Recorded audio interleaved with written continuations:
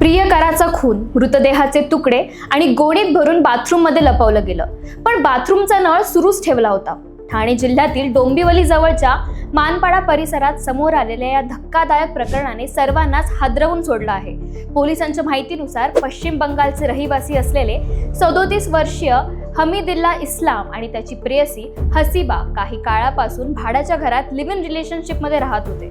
प्राथमिक तपासात आरोपी महिलेने दावा केला आहे की प्रियकर तिला वेश्या व्यवसायाच्या रॅकेटमध्ये विकण्याचा प्रयत्न करत होता. याच कारणावरून दोघांमध्ये वाद झाला आणि त्यानंतर तिने त्याची हत्या केल्याचा आरोप आहे. हत्येनंतर मृतदेहाचे तुकडे करून ते गोणीत भरून बाथरूम मध्ये ठेवण्यात आले. इतकंच नाही तर मृतदेह लपवण्यासाठी आणि कुजण्याची प्रक्रिया वेगळी दिसावी म्हणून बाथरूमचा नळ सतत सुरू ठेवण्यात आल्याचा संशय पोलिसांनी व्यक्त केला आहे.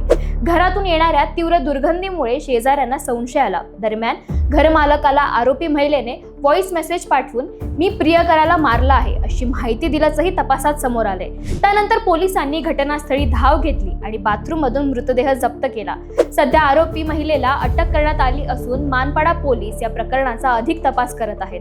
महिलेने केलेले आरोप कितपत खरे आहेत आणि हत्येमागचं नेमकं कारण काय याचा तपास अद्यापही सुरूच आहे. अशा थरकाप उडवणाऱ्या घटना केवळ गुन्हेगारीच नाही तर नात्यांमधील वाढता अविश्वास आणि हिंसाचाराचंही गंभीर चित्र समोर आणतायत.